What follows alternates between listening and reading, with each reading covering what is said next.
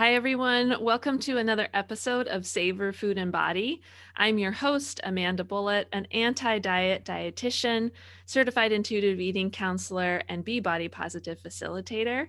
And today I have the fantastic fortune to be talking to one of my favorite people, growing favorite person in the realm of body image, Brianna Campos. She is a licensed professional counselor and body image coach and educator, and she's got so much wisdom to share, both from personal experience and professional experience when it comes to body image. So we are going to dig deep when it comes to body image today, and Brie just has a lot of great tips to share with you. So if it feels right to you, grab a journal and take some notes. Maybe even have some reflection points included in today's session.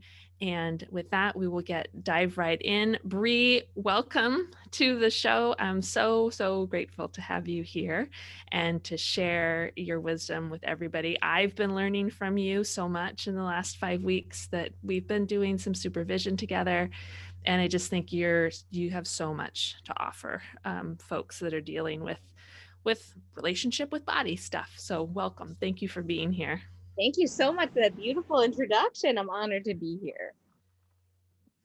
So let's start off first with about a bit about your story, your background, and if it feels comfortable to you, just describing what's your experience been like with body image and how it led you to sharing this work with the world, really. Yeah. My story is probably very typical to many people. I have lived life in a larger body, and I knew from a very young age that that body was quote unquote bad or wrong.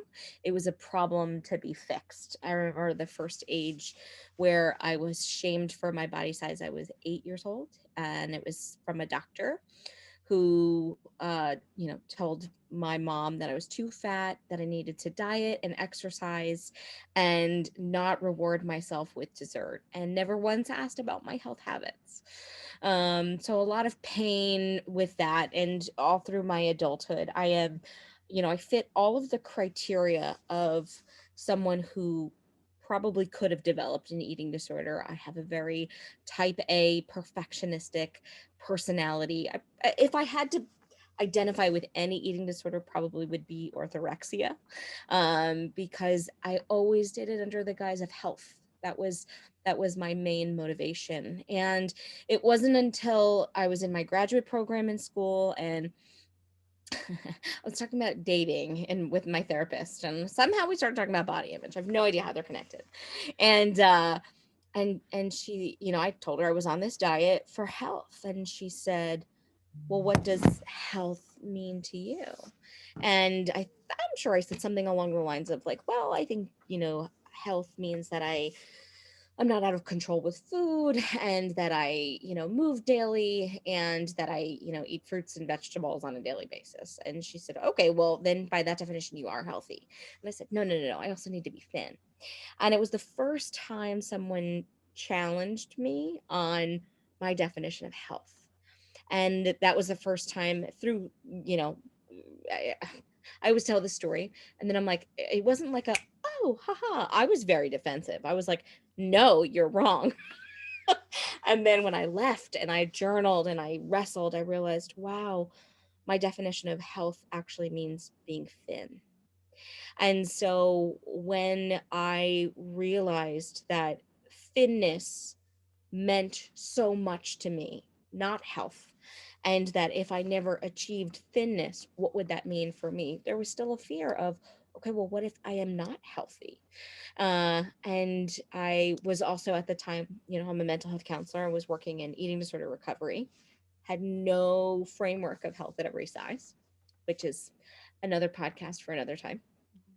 and and the dietitian was like, that worked at the center, was like, I feel like you'd really like this podcast. And it happened to be Christy Harrison's podcast, Food Psych. And that was where I learned about health at every size and intuitive eating. And I had already done so much work on my body image that by the time I got to that point, it was a light switch. It was a Oh, like I can be healthy in any size, or in my body, right? Not health at any size, healthy at any size, but health can be pursued at any size. But furthermore, that health is not a marker for human decency or respect. And that was something that I didn't even prescribe to for myself, for other people maybe. So yeah, so that in conjunction with my own body image work, realizing that, oh, my body, my body may never get smaller. What is that going to mean for me? It really began to parallel my own experience with grief, which is something that we've talked about extensively for the last, several weeks. Yeah. So as you went to work on your own body image, and through your own process, and then maybe also what you were seeing with trying to work with clients at the eating disorder facility and your own clients, like how do you come to define body image now and to do the body image work? Like, what does that mean? What does that sound like to you? Yeah. Yeah. So when I was working in eating disorder recovery, I would be like, they want to work on body image and they would be like, oh, body image is the last piece to come. And so then I'd go back and say that. And then the girls, because it was only women that I was working with at the center, they would be like, yeah, no, that's not, I'm not going to eat food if you don't also help me figure out this body image. And I was like, well, crap. So I started having to, like, I was looking at content and I'm like, all of this sucks. Like, I wouldn't even use any of this for myself, knowing that I had my own body image struggles. And then there was this cognitive dissonance of, or the cognitive dissonance or the awareness around how my thoughts and actions weren't lining up, were becoming more aware of to me of, okay, so in an eating disorder body, it's, or in a small body, it's considered an eating disorder. But in my body, it's considered like good or celebrated. And I couldn't I was really wrestling between those two things. And so the way that I used to view body image was just how you see yourself, how you see your body. I now believe that body image is actually multiple facets. It's not just how you see yourself, but it's the beliefs that you have about your body, the cognition that you have about your body. Um, it's the behaviors that are connected to all the other things with your body. It's not just how you view yourself, but how does that impact how you show up in the world? Yeah, and I think when you, like, with your experience, when you've had someone of authority, like that medical provider, like that doctor, throw it back in your face that your body image is not okay. Like, the image that the rest of the world sees is not okay and Yeah, is not healthy or is not going to be healthy.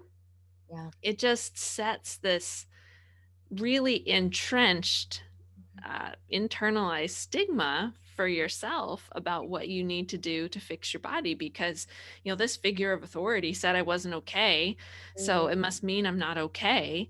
And so, like you said, there's so many layers to this body image. It's not just about, oh, what do I see in the mirror as I glance by walking through, or the window as I walk down the street. Like, that's, yes, that's an image that you see, but everything that, like you said, the cognition, or you often are talking to us about narratives. So the narrative that starts playing in a person's head when they see that image is really a reflection of all these different layers that Yeah. they have piled on throughout their years as a human. And from starting from really, really young, a lot of the times, like you said, that age 8 for you, I find with many of my clients, that's kind of like an average age. Yeah. Anytime kind of around this puberty, and sadly, it even starts Younger. earlier for a lot of kids too, based on the parents' internalized fat phobia or what their definitions of health are. And so,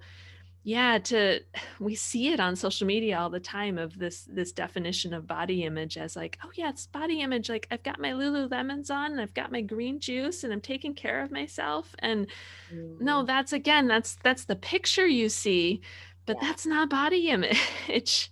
Correct, correct. And I know something we were, talking about before a little bit is like pictures, right? And so even if you were to take the idea of a reflection, I don't know if this is familiar for any clients that you've had, when I would see my reflection, it would accost me because I was like, who is that? I don't know who that is. And what I realize now is because I was so disconnected from my body that the person I thought I looked like was not who was in the mirror. So I was expecting to see a smaller body version of myself. So when I saw the reality, it would devastate me. Yes, absolutely. Oh my gosh, that comes up so much for my clients. And honestly, I hear it come up with maybe you saw this at the eating disorder center too. It comes up with people that have full-blown eating disorders too, because the same deal. Like they see their body, and in that case, maybe they see a very thin body. We know that eating disorders come in all shapes and sizes bodies, Mhm. but from the like traditional stereotypical version of someone with an eating disorder, especially anorexia, if that person looks at themselves in the mirror and they see themselves, but they don't see the wasting away or the extreme thinness. They see something that is a larger body to them. And it's just Ah, interesting how then even when I'm wondering if for you, because you had that, as you identified, more of that orthorexic view, which is the fear of eating anything unhealthy or being unhealthy, and can get really rigid around food behaviors and types of foods that you're eating and all of that. So if that was kind of your MO, then was it jarring to see your reflection and going, my body's really not that big? Like, I do all this stuff. I eat my fruits and vegetables. Like, was it jarring that way? I'm curious if you can say more about those parallels. I think it was really more jarring of like, um I always felt like I was wearing a fat suit. Like, I felt so disconnected from my body that I was like, people aren't going to know the real me because on the inside, I am just this thin, wonderful, loving, beautiful person that no one's going to be able to see past my fatness. And so for the longest time, my fatness was my enemy. And through lots of journaling, through lots of awareness, and so, working with clients in the eating disorder center and being like, your worth and value isn't connected to your body, but then on the same time holding a different standard for myself and really wrestling through this, what I realized was that it wasn't fatness that was my enemy, it was shame. And shame was the narrative, right? We're talking about the stories that, yeah, that no one would love me if I wasn't thin, that I would never be enough. And these are core wounds that go back to like wanting to always be good. Right? There's so many core beliefs that were coming up that, yeah, it almost makes sense that I would hyper focus on my body size because it seemed like something I could control Yeah. And how often are we given that message is that all your the time. body can be controlled? Yeah. Your body and your health can be controlled. If you just eat this way and you move this way, you Just will try. achieve Yeah. optimal health. Yeah. Yeah. And there's a terminology. I can't think of it off the top of my head. I thought I had it written down somewhere. But there was a provider talking about it yesterday, and it really like struck a chord with me. But like that concept where if you are looking to buy a car and you're looking at like a red Honda, and then all of a sudden you leave and you just start seeing red Hondas everywhere. It's not that there are more red Hondas, right? It's the fact that it's what you're focused on. And so I often feel like that is what body image is if we are focused on the flaw of our body, then that's what we're going to focus on. We're going to hyper focus on that. It's not what everybody else might be seeing, but that's what's drawing our attention. Yeah, that really rings true with the quote that I borrowed from you today from my Instagram post, and like the classic diet culture trap is you must focus on your appearance. And their industry is success is built on you focusing on your appearance, you only looking for those red Hondas, not how you feel about the red Honda. Mm-mm. I'm just looking for the red Honda. So not how you feel about your body, or how does it feel to restrict your food in that way and swing back over to binging? How does it feel to try to push yourself through exercise that doesn't serve your body and it's painful? They don't want you to feel, they just want you to buy based on your appearance.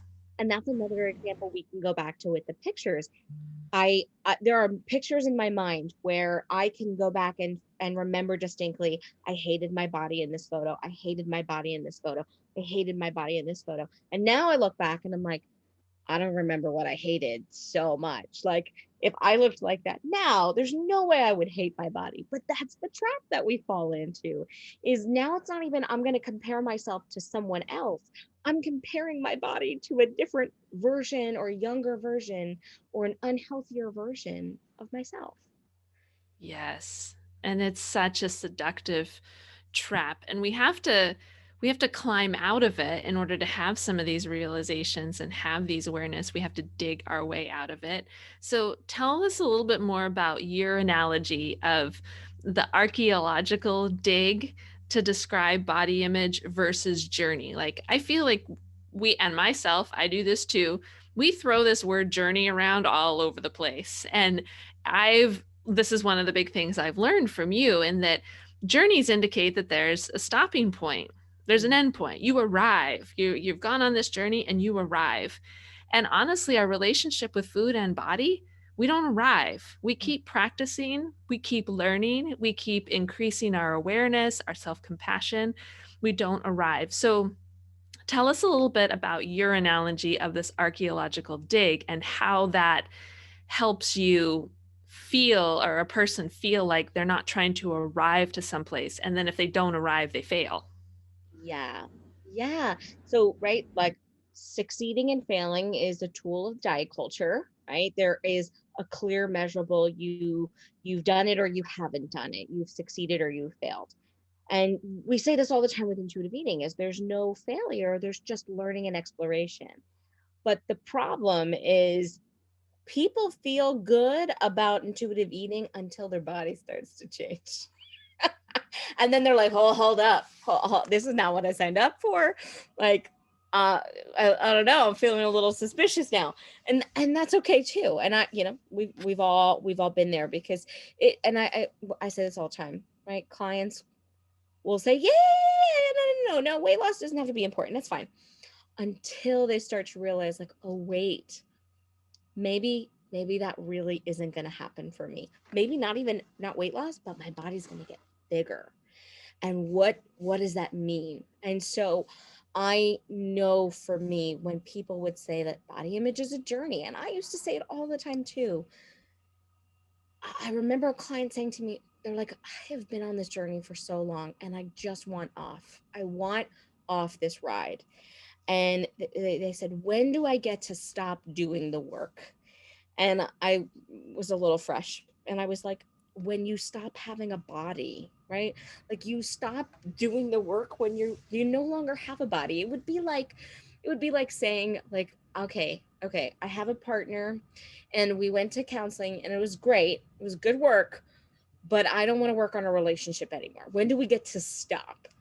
Well, when you want to stop the relationship, I guess, right? There's going to be times where it's harder, and there are going to be times when it's maybe a little bit like, wow, like we're really jiving, we're really flowing and it's really good. And there are other times where it's like, oh, what was I thinking? And neither is good or bad, right? One probably feels good, but it is also those depths that I think make you closer. And what why I've used the archaeological dig is because if we can take the emotion out of it, if we can take the narrative and look at it and say, okay, this is probably where this is probably where this is. Body image is just that surface level that we get stuck, right? And it's like, well, let's just fix the top surface as opposed to let's go down deeper, right? Like what's underneath that? And I think it also takes the responsibility of needing to arrive anywhere, of this is where we are now. And I'll tell people like, hey, guess what?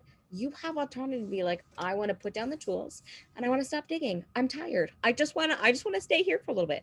And that's okay. But there is a clear difference of saying, right, I use this idea of shelving it. I'm going to put this aside rather than this is that I'm not dealing with this. Because what happens is if you just keep storing stuff and be like, I'll get to it later, then it consumes you. But when you have the autonomy and you say, no, like, I need to be present for this at work. I need to be present for this relationship right now. This cannot consume me. You are taking an active role and saying, I don't have the capacity for you right now. And that's okay. And I mean, even being body image with Brie, I'm still working on my body image relationship. There are still layers that I am still going through. And so if I'm still going through layers, of course, like we're all going to, even though I'm an expert in this field, there's always more learning. There's always more we can continue to learn. And I think what sometimes people forget, I love your explanation, is point blank as it could be of like, well, you stop when you don't have a body anymore.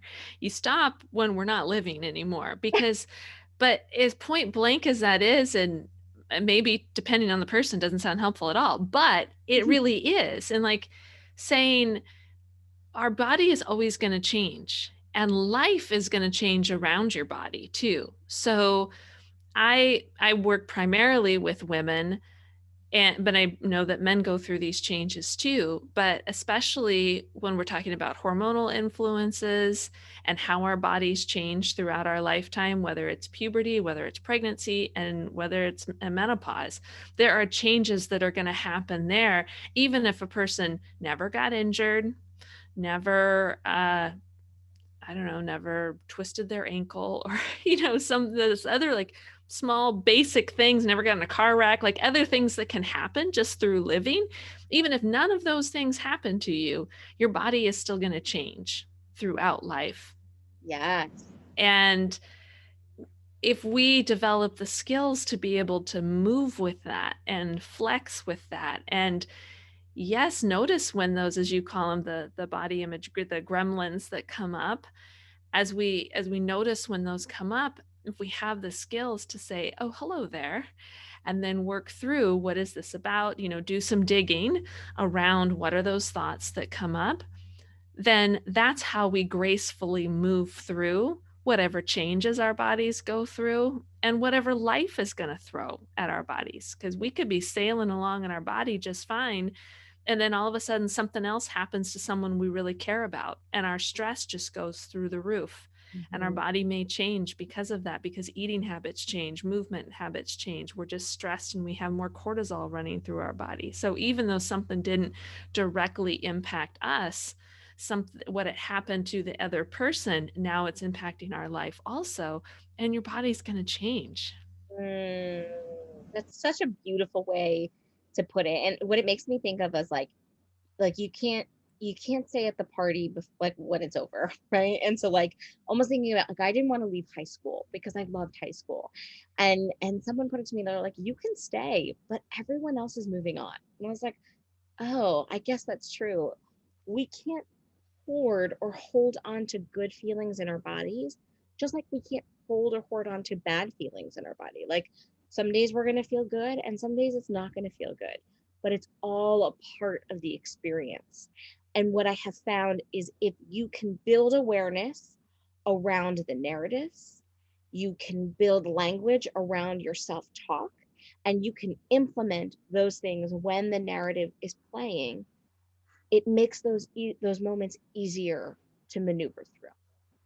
Yes. And then you can identify the grief that you might feel when you see that or you acknowledge that your body has changed, that your 50-year-old body is never going to be your 25-year-old body again.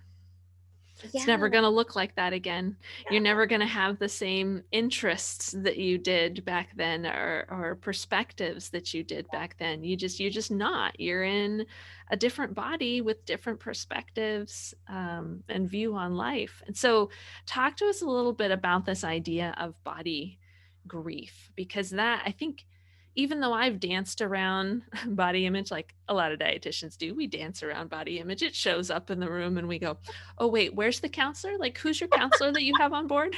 Because that's their work. I'm pretty sure it's their work. So but one of the things that drew me to your work was this whole idea of body grief. And when I'm sitting with people and I feel how distraught that they are, because I'm meeting my clients through video calls, but I can still feel that discomfort coming through. And when in reading your work and being involved with your supervision group, as we talked about this grief, I'm like, yes, that's what it is. That's the name of what they're feeling, is grief. So I wonder if you could talk a little bit more about that body grief. What does that mean? Yeah. Yeah. So if you look up the definition of grief in the dictionary, it its definition says deep sorrow. And when you look up the definition of sorrow, it says something along the lines of experiencing loss, right? So something that causes you distress because of loss. So it doesn't specify how that loss comes to be, but it causes you a level of distress. And I think, just from a clinical standpoint, I don't think we identify with grief often. I think we identify with other feelings maybe a little bit more. Like if I asked you to tell me about a time when you were a kid and you got really angry, you probably could name a memory. It might take you a little bit.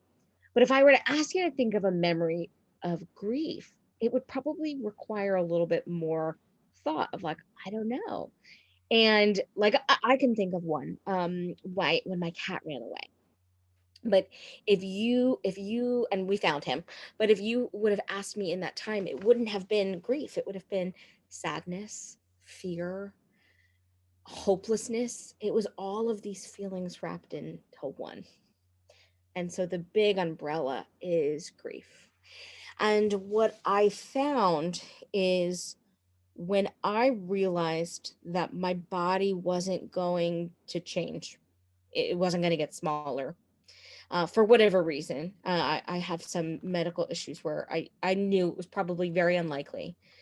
That felt so potently like grief, where I was like, no one's ever going to know the true me.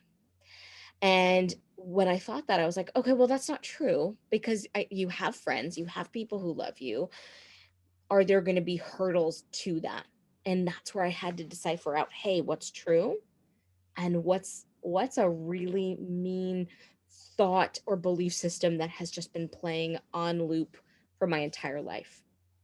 And before I could get there, I had to just allow it to suck, that this was not something that I thought I was promised, that I thought this was what I thought I was guaranteed, and I wasn't going to get. And I actually remember the first day I was like, I done all these stupid diets for nothing. And I went out and I like bought ice cream, and I was like, I'm gonna eat the whole container, which I'd never done in my life. And then I got through like a third of it. I was like, I'm so full, I think I'm gonna throw up. Like, I don't even think I can eat this. I was like, I'm not even a good fatty, like I can't even. Right, like there was just even these expectations of, like, right, well, if society says this is what I'm gonna be. And I remember feeling angry. And I remember that anger feeling very paralleled to the anger I felt when I lost my brother. And I talk a lot about my experience with grief. My older brother, he would have been 32 this March 2021. And he passed away. It'll be 9 years in May. And what I remember was thinking, like, I needed to be okay. I needed to be okay with it. And so I kept trying to rush to the reframe of, like, it's fine. Like, this is what it is. But I wasn't there. I wasn't there. So then kept getting caught in anger and denial. I kept getting stuck in different stages because I was so quick to rush the reframe.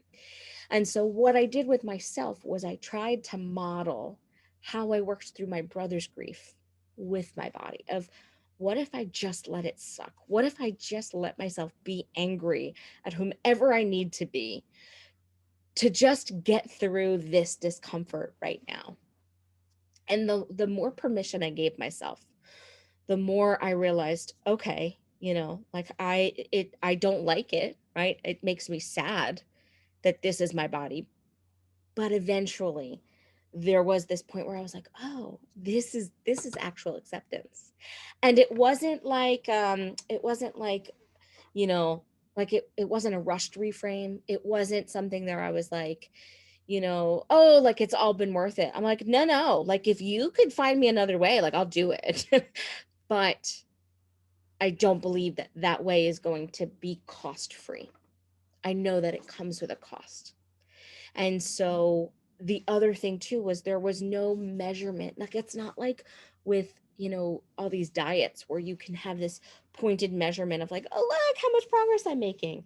It would be like, oh, you know what? Like I haven't thought about my body in a couple days. Or, like I'm going into the store the first time where I was like, I'm just gonna get the bigger. Like I'm not even gonna try and get the smaller size because I feel like we all do that. We're like, I think I'm this size when we know we're not.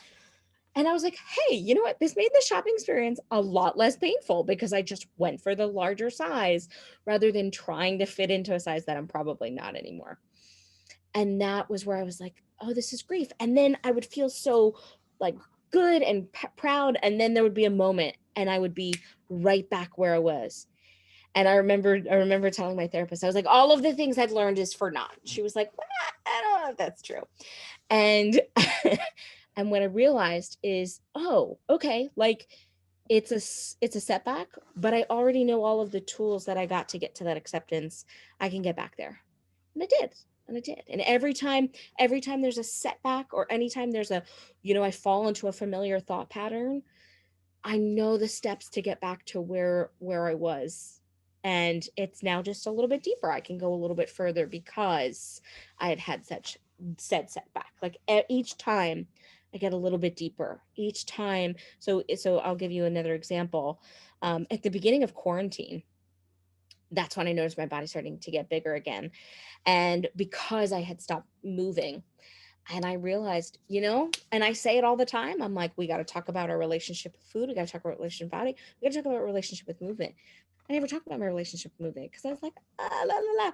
It forced me to talk about my relationship with movement. And so my body's been in somewhat of a protest for the last year. And I've been doing a lot of rest. And there's still narratives attached to it, which shows me this is still sensitive. There's still a wound here that my body is good even if it's in rest. And can that be enough for me? So it was a lot to unpack, but I'd love to hear your thoughts. Yeah, no, I think that was great. And I remember going through just learning about the stages of grief. And if I remember at least the first few, the first is anger, First correct? is first Or is denial. denial. Okay. And then on down to bargaining. So it's Is that denial, anger, anger, then bargaining, bargaining? Okay. depression, Depression. acceptance, and then David Kessler and Elizabeth Kubler-Ross added another layer of grief, which is finding meaning. Okay. So where I see a lot of clients get stuck, like you said, when you start practicing intuitive eating and they see their body change. And in the beginning, they're practicing intuitive eating when we're rejecting the diet mentality and they're learning about diet culture. Like, Yeah, yeah, they've got all the anger going. They're like, yeah, screw the the system. gusto. Like, oh, yeah. But then when their body starts to change, that bargaining stage can come up big time Yep. of like, oh, wait. No, I'll do intuitive eating, but I need a smaller body first. So, how do I get to do intuitive eating and get the smaller body? And what do I need? What steps do I need to take? Like, where's the program? What do I will intuitive eating help me lose weight? Like, that's probably one of the most Googled questions about intuitive eating out there. I don't know what the statistics are, but I just have a feeling because I've had these conversations a lot with people. And so it feels like when it comes to relationship with food and body, that bargaining stage can be, if you see this, but that bargaining stage being the place where they've been sitting in the suck and they're Mm. like, the suck sucks. What do Oh, I do now? Like, how do um, I get to this acceptance part? yeah. Yeah. The suck does suck. That's why it's one of the women in my group came up with that of the sitting in the suck. I was like, can I use that? Because that's great. She was like, sure.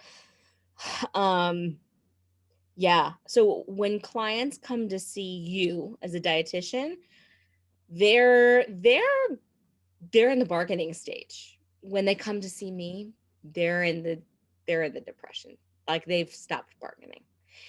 And that's a tough place to be because your clients may never they might not be ready to hit to that stage yet.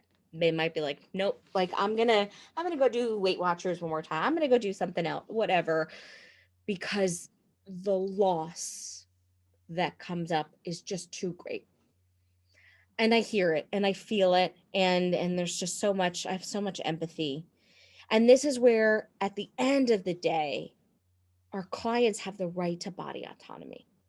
You're welcome to go do any program that you want to do, but you cannot have food freedom and also want to control your body size, because that control is the opposite of freedom. Freedom is I get to listen to my body and my body gets to do what it needs to or wants to do. And so you don't need more control. What you need is more peace. And you get more peace by building more neutrality and by building awareness and language and implementation of that language. And so it's all one thing, and then it's learning, and then it's like, oh, okay, all right, this is good information. But as long as there is this hope and full transparency, I wasn't even aware that I was like, oh, I still think there's like a place where my brain will go, where it'll be like, well, maybe when I start moving again, like what maybe with post COVID, my body will get smaller. That's not the problem. The problem is then that feels good. And it's that dopamine drop of the, and that's what keeps you into that bargaining stage of like, well, maybe this isn't it.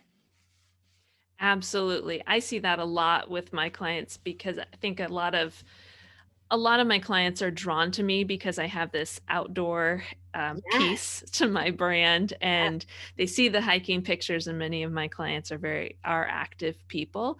They may be recovering athletes just as I am, and so they're working on that relationship with movement too. But yeah, that part about, well, if I just keep moving or get back to moving, then I'll get back my old body or my dieting body. And then I can do intuitive eating and have a thin body.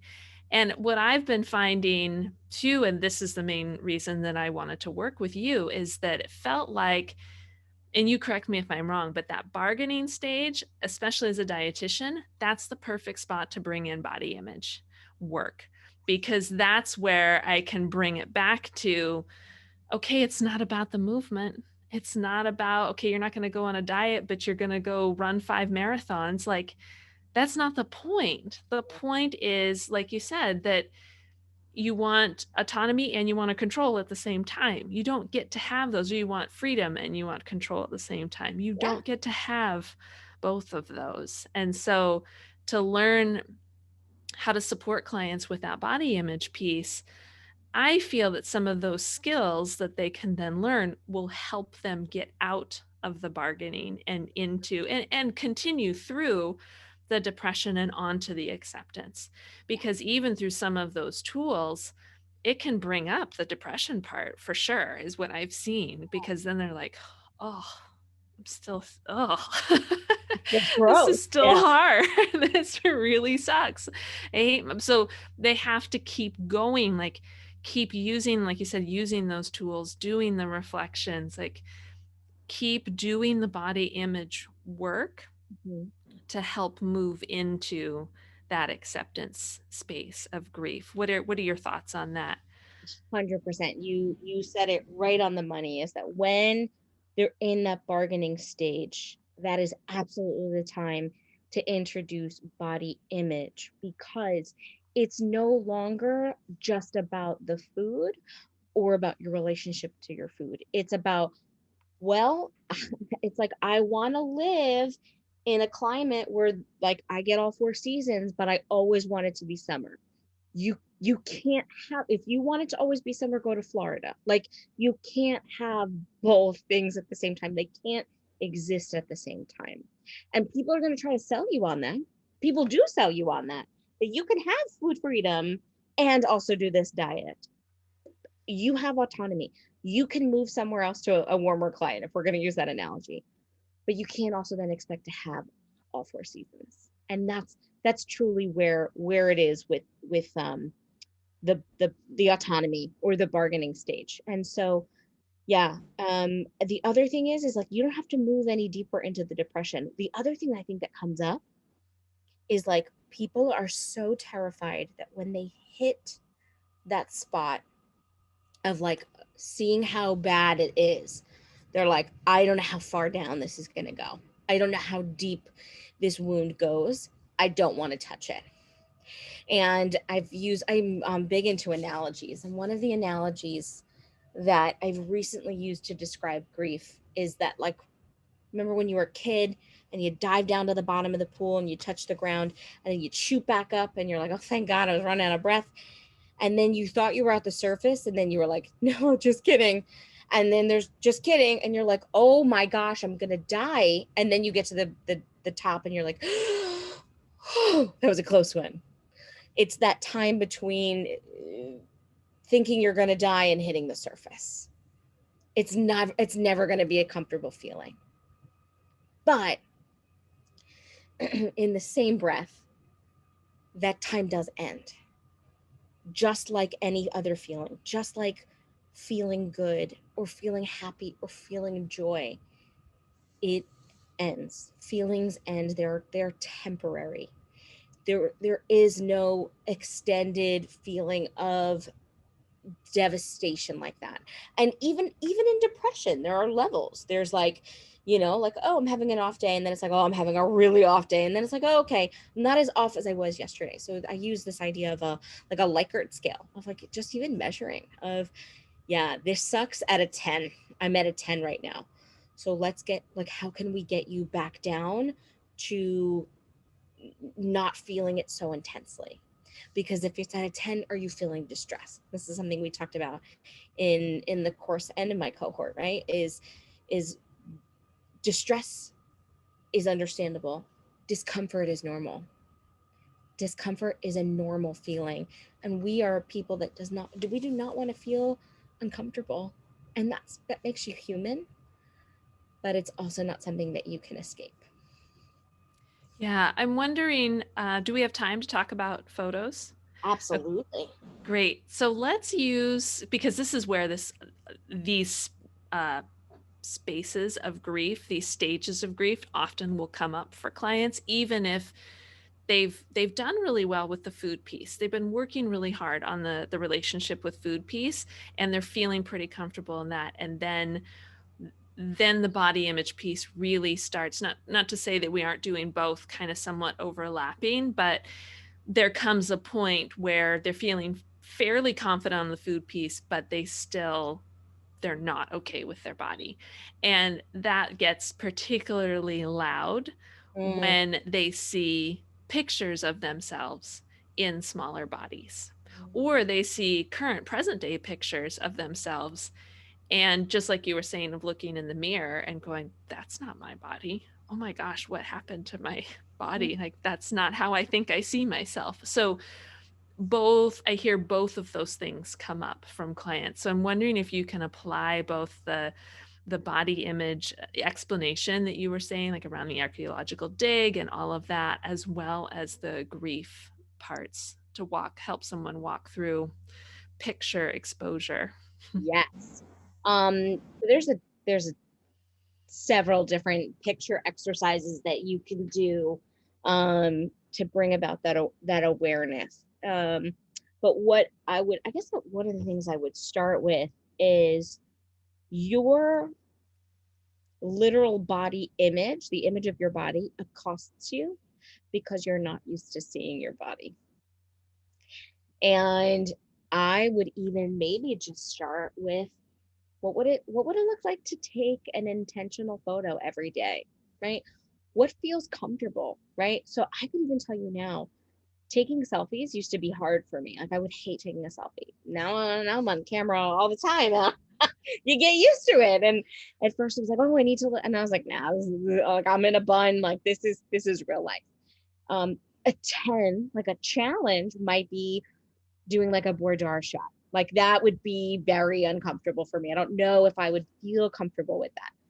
Somebody else's like comfort. So when we're on Instagram and we see people who are taking, pictures in lingerie or right, and they're so confident, if that's not your, like, maybe that's not your goal. Maybe your goal is just to be able to see your reflection and not have a visceral reaction. That we all have, as my friend Molly B counseling is like, maybe that's not your jiggle, right? Like maybe you have a different jiggle and jiggling on camera is just not going to be your thing. And that's okay. And we have to not compare ourselves to what other people can or can't do or are doing. But figuring out, so if showing up in lingerie is a 10, what would be like a 1 or a 2? What wouldn't feel like a challenge at all? If you could look at them, right? Are there photos where you can find, you know, where you can actually focus on the memory that was there and not the person, like the physical being in the photo of, you know, editing, as I say, right? Like the photo. There was a photo I took with my niece, my goddaughter. It's being recorded. It's the day after her birthday. And she is just a real life queen. Like I was on the phone with her yesterday and I was like, I have to go back to work. She goes, no. I was like, I have to go back to work. She's like, but I love you. And I was like, you can have whatever you want. Like, okay, I'm never gonna work again. And so we had taken some photos in the summer, um, in bathing suits, and I wore a bikini for the first time. And I remember the grief. I remember feeling the heaviness of my body. I remember using my thumb to like cover up, like if I could edit with my finger, what I would want my body to look like. And then I swiped to the next photo and she's jumping into my arms. And like all that yucky feeling washed away because I remembered the day and I remembered the fun we had and I remember playing in the pool. And that was far more important than the millisecond in time where a photo was taken of me. That comes with great skill. That is not a skill that you just, manifest overnight. So it starts, I think, with getting used to seeing yourself. I remember that feeling when people would be like, let's take a picture. And I'd be like, ugh. And I wouldn't want to see it. I'm like, don't show it to me. That could be another thing. Take photos and don't look at them. I've heard clients say, like, no, if I'm going to see, I want to see what other people are seeing. I want to see how bad it is, quote unquote. I think another thing with pictures as well, especially being on Zoom all the time, seeing themselves in Zoom camera, give yourself permission to turn off the hide self view. If you're distracted by how you look and it's keeping you from staying present, can you, as we said before, shelf it and put it aside? Say, I'll come back to this later. I'll figure out what happened later. Right now, I want to stay focused in this Zoom call and be present rather than being overtaken by the gremlin thoughts that are happening in my brain. Yeah, I think those descriptions are helpful. And there's another one you brought up in our group last week and maybe this is again, the advanced awareness that comes with continuing to do photo exposure with yourself is coming to a place where you can look at the photos of where maybe you would have said, oh, I really like my body in these photos, because maybe it was when you were on whatever diet, wellness, lifestyle plan that you were on, and you didn't have food freedom, and you might arguably not have had freedom with your life in general, but you like what you look like in those photos. But if you really thought about that time in your life, you went, yeah, but I like the way I look, but my life really was not great at that time. It Mhm. was really controlled to the point where, I don't know if it's a photo of you hanging out with friends and you remembering like, oh my gosh, like all I could think about that day was Mhm. I can't go eat the ice cream with my friends. Mhm. Or I Yep. did eat the ice cream and I am so freaked out that I need to figure out how to make up for that tomorrow. Yep. Yep. And then Yep. on the flip side of that too, then is looking at photos where you might surfacely say, I don't like the way my body looks in that photo, but I like the way my life is in that photo. Mm.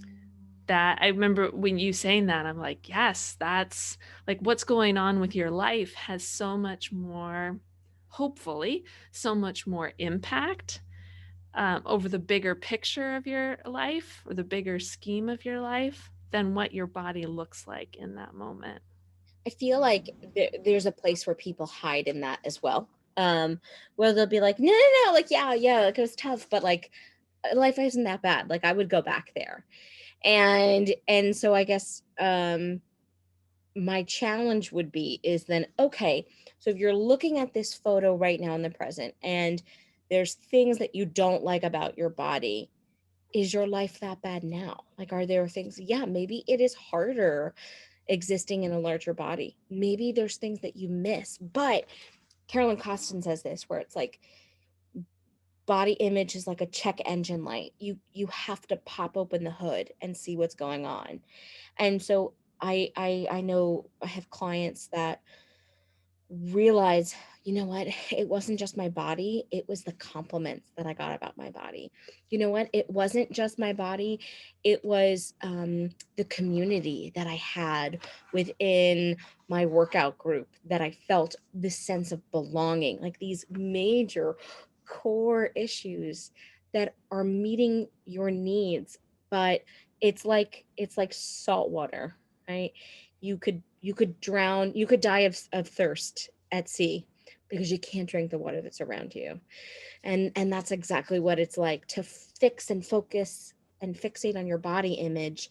And by changing your body as a solution, it's a temporary fix, it's not a long term solution, because as evidenced, then that satisfaction changed as soon as your body changed. And I can say confidently, I don't always love how my body looks. I can tell you that. But I love my body. I've learned to love this body no matter what she looks like. And that is unconditional love. Whereas before, there were so many, like, in order to love it, it has to hit all these markers. That's conformity. That's not love. My love transcends what my body looks like. I think that is so well said. Well, both those analogies, Carolyn Costin's analogy of the check engine light is just spot on for like, hey, time to check in. Let's see what's really going on here. Checking under the hood. I love that. And the saltwater analogy is also spot on because I've had those conversations with clients and going, well, yeah, but how was your life really in that moment? And they go, oh, I had this community and I got compliments. My confidence was good. And then, of course, the provider of me is going, oh, crap, that's not what I wanted him to say. But it's, if I'm being honest, like that's where my mind goes with it. But they are being honest. And Yeah. so I think then where we as a society can then do better is one, stop commenting on people's bodies, positive or negative, just shut that down. And then two, we need community around other things, especially as women. Like we need community around other things than talking about the size of our thigh gap or not, or what we are and we aren't eating. Like, why is that the first thing that we bond over the buffet table with, or a cup of coffee? Like, Yeah. there's a lot other things in life to be talking about than that. And so, to me, it's those bigger, almost systemic cultural norms, the Yep. compliments, the creating community around body fixing, Yep. though that's what needs to change, because it makes perfect sense that that's why that individual also felt good in their body in that time because there were these other big pieces that were in their life. And so to do that work of grieving not only how their body has changed, but they're grieving the loss of connection with their people, with the tribe that they were a part of, and the loss of validation of them as a human. Because as soon as we gain weight again, we don't get those compliments, AKA validation of being a good human. So there's so much wrapped up in that. And it's taken me more reflection as a provider to understand, like, oh, I'm really grateful, first of all, that they were honest. The client was honest in saying, well, yeah, there were some parts that were kind of hard, but there were some really great parts too, even outside of my body. Yeah. And that's important to point that out both for each other, but then also say, okay, we need to fix this as a culture. Like, we need to talk more about not complimenting bodies, not making body comments at all, and finding other ways to connect than just over body fixing. Yeah, I think that's such a, even as a provider of noticing your own, like, ah, crap, they didn't walk into the trap I was setting of, okay, like they're really holding on to this narrative. Let's write down what are all the reasons that you loved your about your life in this photo. You liked how everyone was complimenting your body. You loved your community, and being able to draw upon that of like, what if you could have all these things right now without also needing to follow all the rules to fit into this group. And I'm sure people are like, well, that's a unicorn, and that doesn't exist, and it does. Like, I wish that, and maybe they did, but I wish I knew about the resources that Instagram like offers, the community that is offered on Instagram in this body positive space when I was going through the depths of my own body grief. Because it didn't, because we call it a bid for connection, where I would try to extend that, like, transparency of, I'm feeling really uncomfortable in my body, and the first thing I would get met with is, well, what changes can you make, what can you do? And it was such an absolution of sitting in the suck with me. And what I really needed someone to say was like, oh, yep, I get that. I do that all the time. I feel that. You're not alone. Yeah, and I like what you said too about the body love, the differentiating, because between loving how my body looks and loving my physical body, because I think that's something that gets tangled Mm, on social media. yeah. And there are definitely some people that are very clear about, I'm thinking of Sonia Renee Taylor at the top of my head. She is talking about radical body love, of loving that physical body. Yeah. But because we have so many other accounts that are talking about the image of the body and loving the image of your body, it can get really confusing and really muddy. And so I just love how clearly you said that, of saying, as a human, I am not going to love how my body looks every single day. I might not love it most days, Mm, but I love how it looks. And looks is the important part of that phrase. But I am going to love the body itself and yeah. care for it in ways that it needs, whether that's going to medical appointments and advocating for weight neutral care and taking medication and hygiene and moving and eating in ways that feel good, having connection with people, like all of those things that we talk about under the big umbrella of self-care. But that is part of loving the body you're in, even if you don't like it today.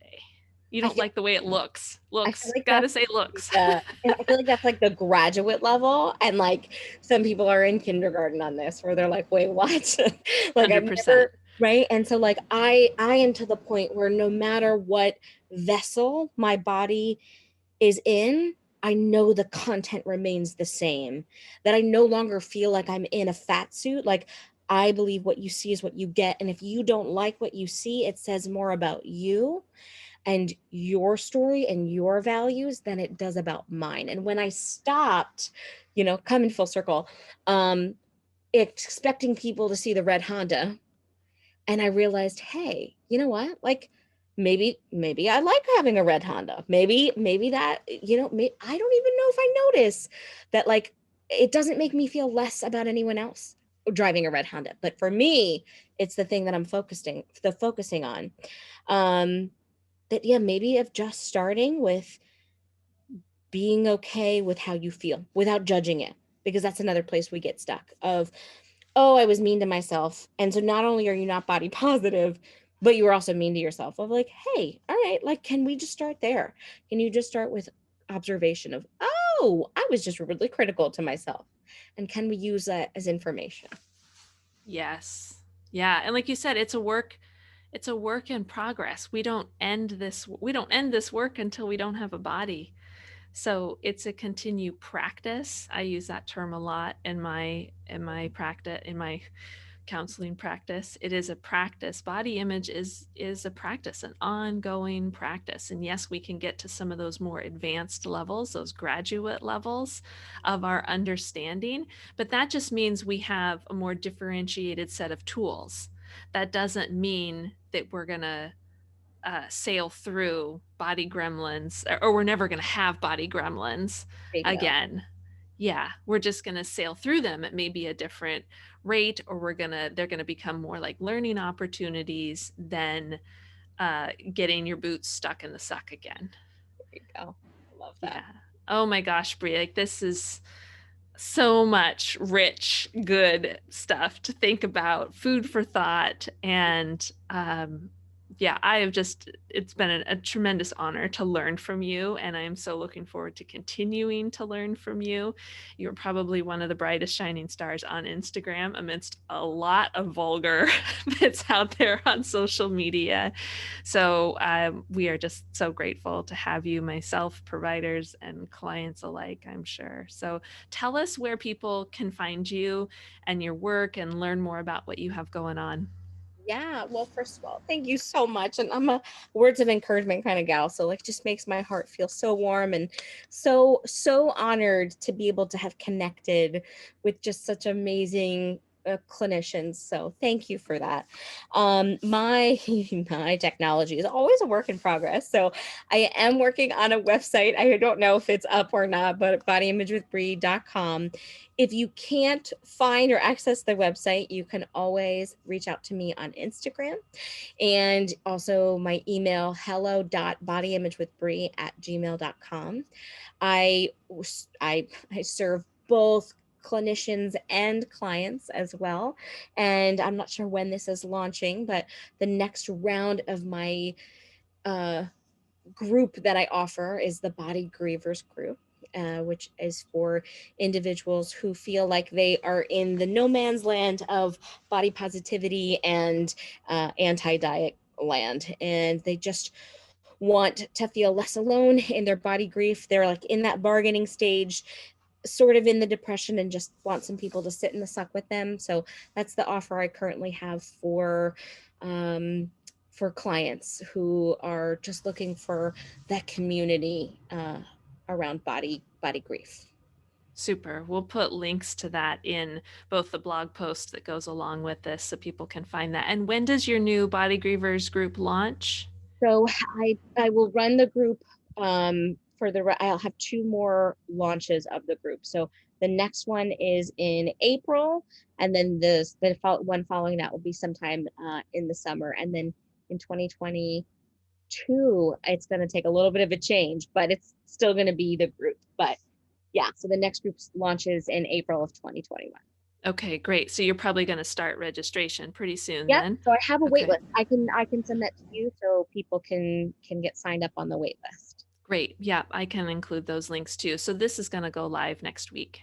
Wonderful. So great. Awesome. Yeah, super. Thanks so much for being here, Bree, and sharing all of your wisdom. It's always a pleasure, and I can't wait to talk with you again soon. Thank you.